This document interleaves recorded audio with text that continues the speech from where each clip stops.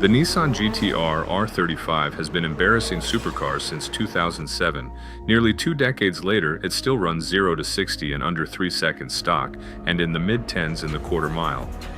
BMW looked at that legacy and said, "Hold my turbocharged inline-6." The G80 M3 competition just dropped into the same conversation, and this time, the German isn't backing down. Start with the R35.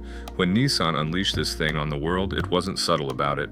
A twin turbocharged 3.8-liter V6, the VR38D ETT, pushing 480 horsepower through an all-wheel drive system so aggressive, it earned its own nickname, a Tessa ETS Pro. Launch control, dual-clutch gearbox, and a suspension that reads the road 100 times per second. Godzilla didn't just arrive, it redefined what a production car could do at a price point that made Ferrari owners uncomfortable. Fast forward to 2021. BMW drops the G80 M3 competition. Twin turbocharged S58 inline-6, 503 horsepower, 479 pound-feet of torque, and, for the first time in M3 history, an all-wheel drive option called MX Drive. 0 to 60, 3.4 seconds in the base rear drive spec, and with X-Drive engaged, some testers have clocked it closer to 3.1. The purists lost their minds. The stopwatch didn't care. Two machines, two completely different philosophies. One conversation neither of them can avoid. On paper, the R35 still looks like a time machine. Its 0 to 60 is shockingly close to the G80s, and that's with a platform pushing 15+ years of age. The quarter mile on a stock GT-R runs low to mid-11s. The M3 competition X-Drive, mid-11s, sometimes dipping under with good conditions. The gap is razor thin, and that alone tells you everything about how well Nissan engineered the R35's foundation. But the M3 fires back where it matters for real-world driving. Power delivery in the S58 is brutal and linear. Full torque available from 2,650 revolutions per minute, climbing all the way to 5,950. The GT-R's VR38D ETT hits hard too, but it has a more aggressive surge between 3,500 and 5,500 revolutions per minute, a turbo rush that feels violent in the best possible way, but demands respect on corner entry. Weight is where the G80 earns points. The M3 competition with X-Drive tips the scales around 4,048 pounds.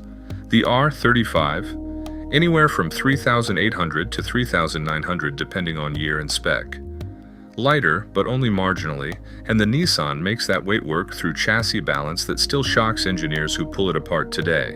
Now throw tuning into the mix. The GT-R's aftermarket is legendary. An AMS Alpha Omega package pushes over 2,000 horsepower on the stock block. That engine, with proper supporting mods, can eclipse 1,000 wheel horsepower on a twin-turbo setup that still fits under the hood. The R35 was practically built to be tuned. Nissan left headroom in that engine like they knew what enthusiasts would do with it. The S58 and the G80, still early days, but the tuning community is catching up fast. Stage 1 ECU maps are already pushing past 550 horsepower. Port injection conversions, upgraded turbos, and hybrid setups are already surfacing from the likes of Bootmod 3 and VF Engineering. The ceiling on the S58 isn't fully visible yet, and that's exactly what makes the M3's future terrifying. On track, the G80 is more composed from the factory. The M3's suspension geometry, active differential, and steering response give it a precision that the GT-R, brilliant as it is, doesn't fully match. The R35 rewards aggression. The M3 rewards technique. Both will punish overconfidence. The GT-R R35 is a once-in-a-generation car that refused to age gracefully. It aged aggressively.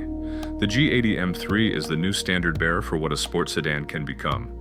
One defined an era, the other is building one. The real question isn't which one is faster on a closed track on a perfect day with a pro behind the wheel. The question is which one you'd wake up early on a Saturday morning just to drive. Because that answer, it tells you exactly who you are as a car person.